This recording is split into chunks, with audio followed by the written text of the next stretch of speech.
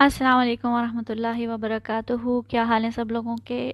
شمائلہ نے سوال کیا ہے 15 شعبان کے بارے میں، جس کو ہم شب بارات بھی بچپن سے سنتے آئے ہیں کہ اس کی کوئی امپورٹنس ہے یا نہیں ہے۔ بات بھی صحیح ہے کہ جب ہم یوٹیوب پہ جائیں تو کچھ ایک علماء کا گروپ ہے جو اس رات کی عبادتوں کو بہت زیادہ ایمفسائز کر رہے ہوتے ہیں، اور دوسرا گروپ ہے جو اس کو بدعت کہہ رہے ہوتے ہیں، تو انسان بہت کنفیوز ہو جاتا ہے کہ اب کس کی بات مانیں۔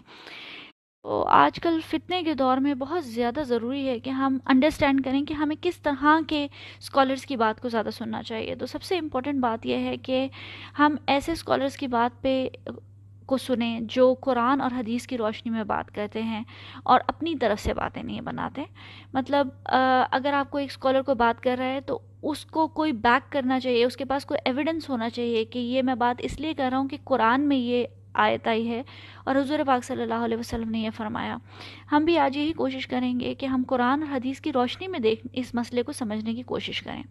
سب سے پہلے تو شعبان کے مہینے کی امپورٹنس کو سمجھنے کی کوشش کرتے ہیں کہ کیا اس مہینے کی کوئی خاص اہمیت ہے۔ ہمیں اس معاملے میں کچھ صحیح احادیث بھی ملتی ہیں۔ اسامہ بن زید رضی اللہ عنہ کہتے ہیں کہ میں نے عرض کیا، اللہ کے رسول صلی اللہ علیہ وسلم، جتنا میں آپ کو شعبان کے مہینے میں روزے رکھتے ہوئے دیکھتا ہوں اور کسی اور مہینے میں نہیں دیکھتا۔ آپ صلی اللہ علیہ وسلم نے فرمایا، رجب اور رمضان کے درمیان یہ ایک ایسا مہینہ ہے جس سے لوگ غفلت برتتے ہیں۔ یہ ایسا مہینہ ہے جس میں آدمی کے اعمال رب العالمین کے سامنے پیش کیے جاتے ہیں، تو میں چاہتا ہوں کہ جب میرا عمل پیش ہو تو میں روزے سے ہوں۔ یہ سورہ نسائی کی روایت ہے 2359۔ یہ بات بہت ساری احادیث سے پتہ چلتی ہے کہ نبی اکرم صلی اللہ علیہ وسلم رمضان کے بعد سب سے زیادہ روزے، نفلی روزے، شعبان کے مہینے میں رکھا کرتے تھے۔ حضرت عائشہ رضی اللہ عنہ سے روایت ہے کہ میں نے آپ صلی اللہ علیہ وسلم کو کسی اور مہینے میں شعبان کے روزے کی نسبت زیادہ روزے رکھتے نہیں دیکھا۔ آپ صلی اللہ علیہ وسلم گویا پورے شعبان کے روزے رکھتے تھے، محض چند دن چھوڑ کر آپ صلی اللہ علیہ وسلم پورا شعبان روزہ رکھا کرتے تھے۔ یہ صحیح مسلم کی روایت ہے 2722۔ اچھا، اب ان احادیث میں ہمیں پتہ چلتا ہے کہ حضور پاک صلی اللہ علیہ وسلم پورے مہینے روزہ رکھا کرتے تھے، لیکن چند اور احادیث ہیں جس میں ہمیں پتہ چلتا ہے کہ حضور پاک صلی اللہ علیہ وسلم نے فرمایا کہ جب آدھا شعبان ہو جائے تو اس کے بعد روزے مت رکھو۔ اس کے لیے ہمیں جامع ترمذی کی روایت ملتی ہے۔ ابو ہریرہ رضی اللہ عنہ کہتے ہیں کہ رسول اللہ صلی اللہ علیہ وسلم نے فرمایا، جب آدھا شعبان رہ جائے تو روزے نہ رکھو۔ یہ جامع ترمذی کی روایت ہے 738۔ اب اس میں تھوڑی سی کانٹرڈکشن آتی ہے کہ نبی اکرم صلی اللہ علیہ وسلم خود تقریباً پورا شعبان روزے رکھتے تھے، تو صحابہ کرام نے اس حدیث کو اس طرح سمجھا کہ یہ حکم ان لوگوں کے لیے ہے جو پورا سال روزے نہیں رکھتے اور صرف آخری 15 دنوں میں رمضان کی تیاری کرنے کے لیے روزے رکھنا شروع کر دیں، تو ان کو ایسا کرنا الاؤڈ نہیں ہے۔ یعنی کہ پورا سال تو آپ نے کوئی روزہ نہیں رکھا، نہ آپ ایام البید کے روزے رکھتے ہیں، نہ آپ لوگ منڈے اور تھرسڈے کا روزہ رکھتے ہیں، نہ ہی آن اینڈ آف باقی روزے رکھتے ہیں، لیکن اچانک آپ 15 شعبان کے بعد ڈیسائیڈ کریں کہ ہم اب رمضان کی تیاری کے لیے تاکہ تھوڑی عادت پڑ جائے تو ہم 15 شعبان کے بعد روزے رکھنا شروع کر دیتے ہیں، تو ایسی اس چیز کی اجازت نہیں ہے۔ ہاں، البتہ اگر آپ کو پہلے سے آپ روزے رکھتے آ رہے ہیں اور آپ کو عادت ہے روزے رکھنے کی، تو پھر آپ کے لیے ایکسیپشن ہے، اور وہ بھی ہمیں حدیث سے ملتا ہے۔ ابو ہریرہ رضی اللہ عنہ نے کہا کہ نبی اکرم صلی اللہ علیہ وسلم نے فرمایا، تم میں سے کوئی شخص رمضان سے پہلے 1 یا 2 دن کے روزے نہ رکھے، یعنی کہ شعبان کی آخری تاریخوں میں۔ البتہ اگر کسی کو ان میں روزے رکھنے کی عادت ہو تو وہ اس میں بھی روزے رکھ سکتا ہے۔ یہ صحیح بخاری کی روایت ہے 1914۔ یعنی کہ اگر فرض کریں آپ منڈے اور تھرسڈے کا روزہ رکھتے ہیں اور 15 شعبان کے بعد جو بھی منڈے اور تھرسڈے آتا ہے، اگر آپ کو شروع سے پورا سال رکھنے کی عادت ہے تو آپ ان منڈے تھرسڈیز کو رکھ سکتے ہیں اور اس میں کوئی ممانعت نہیں ہے۔ لیکن اگر کسی شخص کی عادت نہیں ہے تو پھر وہ 15 شعبان کے بعد کوئی روزہ نہ رکھے۔ تو یہ تو شعبان کی امپورٹنس ہے، اور اس مہینے میں کیا عمل سب سے زیادہ پسند ہے وہ بھی ہم نے دیکھ لیا۔ اب مسئلہ ہے 15 شعبان کا، جس کو پاکستان، انڈیا وغیرہ میں شب بارات کہا جاتا ہے۔ پہلے تو دیکھتے ہیں کہ بارات کا کیا مطلب ہے۔ شب بارات یا لیلۃ البارات کا لفظ کہیں بھی قرآن یا حدیث میں نہیں آیا۔ بارات کا لفظ قرآن میں سورہ توبہ میں آتا ہے، جس کا مطلب ہے براءتم من اللہ و رسولہ، جس کا مطلب ہے ذمہ داری کا ختم ہونا، یعنی کہ اللہ اور اللہ کے رسول اب تمہاری طرف سے بری و ذمہ ہے۔ یہ بات مشرکین مکہ سے کہی گئی تھی سورہ توبہ میں۔ یہ کسی شے سے نجات حاصل کرنے، جیسے ہم کہتے ہیں ہم بری و ذمہ ہیں، جس کا مطلب اب ہماری کوئی ذمہ داری نہیں. اسی لیے شادی میں بارات کا لفظ استعمال کیا جاتا ہے رخصتی کے دن کے لیے، جس دن باپ اپنی بچی کی ذمہ داری سے بری ہو جاتا ہے. اب اس کو شب بارات کیوں کہا جاتا ہے، یہ سمجھ سے بالکل بالاتر ہے کہ آپ نے یہ لفظ کہاں سے نکالا ہے، کیونکہ حضور پاک صلی اللہ علیہ وسلم نے اس کو کبھی شب بارات نہیں کہا. جو احادیث میں بھی کہا ہے، جو ضعیف احادیث ہمیں ملتی ہیں، اس میں بھی نصف شعبان کہا ہے یا 15 شعبان کہا ہے، لیکن شب بارات کا کوئی لفظ کبھی بھی نہیں آیا. بہرحال دیکھتے ہیں کہ اس معاملے میں ہمیں کیا احادیث ملتی ہیں. اس 15 شعبان سے ریلیٹڈ ہمیں جتنی بھی احادیث ملتی ہیں وہ یا تو ضعیف ہیں یا موضوع ہیں، یعنی فیبریکیٹڈ اور جھوٹی احادیث ہیں. ایک حدیث ہے جس کے مطابق آپ صلی اللہ علیہ وسلم نے فرمایا کہ اللہ تعالیٰ 15ویں شعبان کی رات کو آسمانی دنیا میں نزول فرماتے ہیں اور قبیلہ قلب کی بکریوں کے بالوں سے زیادہ تعداد میں لوگوں کی مغفرت فرماتے ہیں. یہ تمام تر علماء کرام کی رائے میں ایک ضعیف حدیث ہے.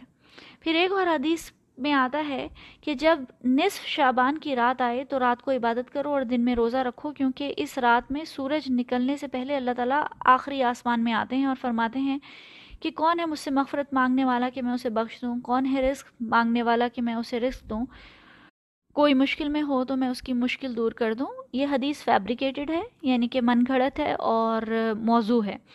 15 شعبان کے بارے میں جتنی بھی احادیث ملتی ہیں وہ یا تو ضعیف ہیں یا موضوع ہیں.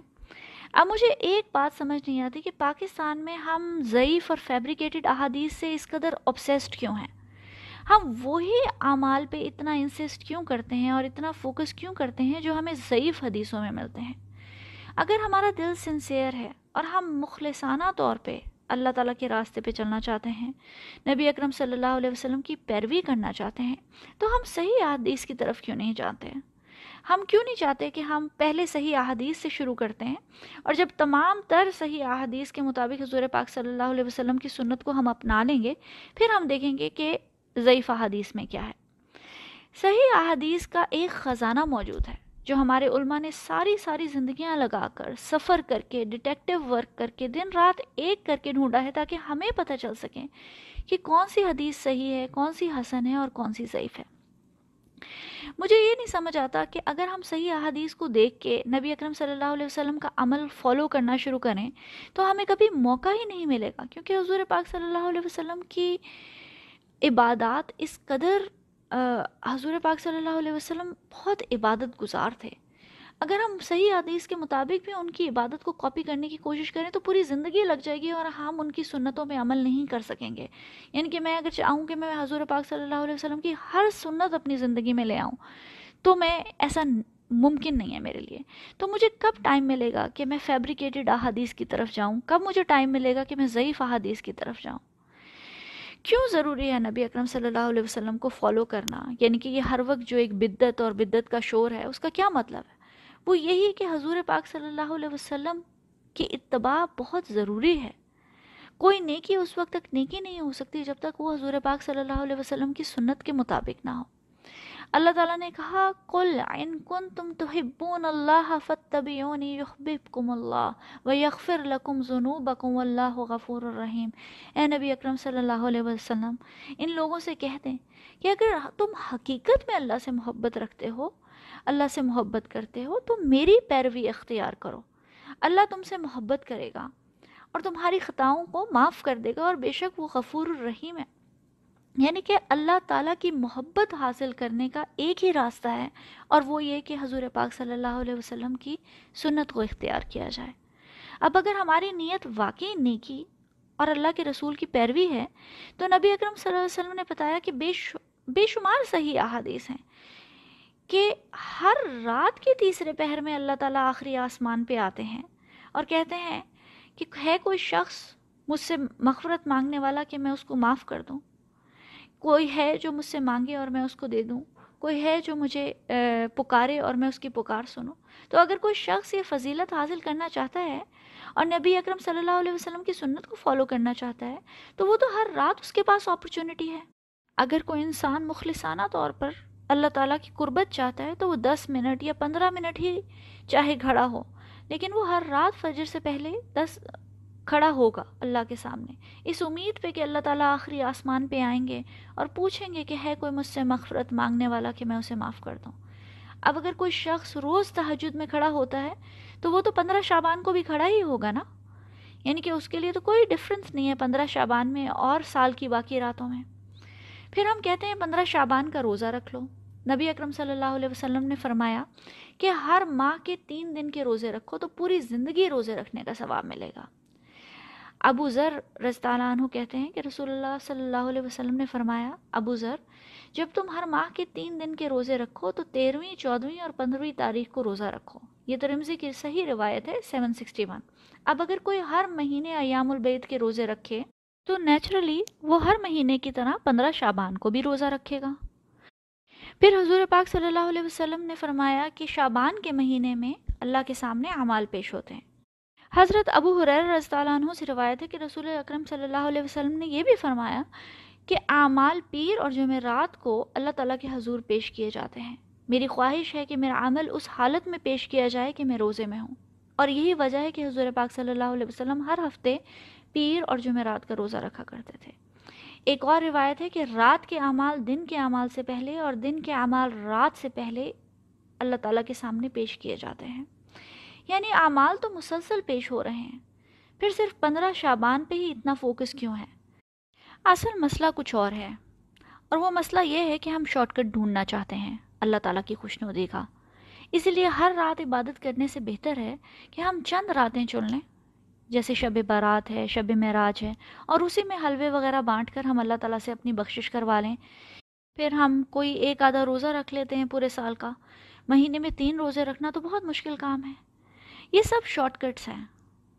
یاد رکھنا ضروری ہے کہ نیکی اس وقت تک نیکی نہیں ہے جب تک وہ 2 کنڈیشنز میٹ نہ کرے۔ پہلی تو یہ کہ وہ خالص اللہ تعالیٰ کی رضا کے لیے ہو، کسی کو دکھانے کے لیے نہ کی جائے، اور دوسری یہ کہ وہ قرآن اور نبی اکرم صلی اللہ علیہ وسلم کی سنت کے مطابق ہو۔ اگر کوئی نیکی نبی اکرم صلی اللہ علیہ وسلم کی سنت کے مطابق نہیں ہے تو علماء کے مطابق وہ نیکی کاؤنٹ نہیں ہوگی۔ نبی اکرم صلی اللہ علیہ وسلم نے اگر اس رات سے پہ ایمفسس کیا ہوتا تو ہمیں صحابہ کرام کی سنت میں ضرور ملتا، اور وہ بھی 15 شعبان کی رات کو عبادت کرتے۔ جو ہر رات عبادت کر سکتے تھے وہ 15 شعبان کو بھی عبادت کرتے۔ لیکن اگر ہم ان کی زندگی دیکھیں تو ہمیں ڈفرینس ہی نہیں پتہ چلے گا۔ جو ہر رات عبادت کر رہا ہے وہ ظاہر ہے اس رات کو بھی عبادت کرے گا۔ جو ایام البید کے روزے رکھ رہا ہے وہ ظاہر ہے 15 شعبان کو بھی روزہ رکھے گا۔ پھر یہ بھی کہتے ہیں کہ اس رات لوگوں کی قدر لکھی جاتی ہے۔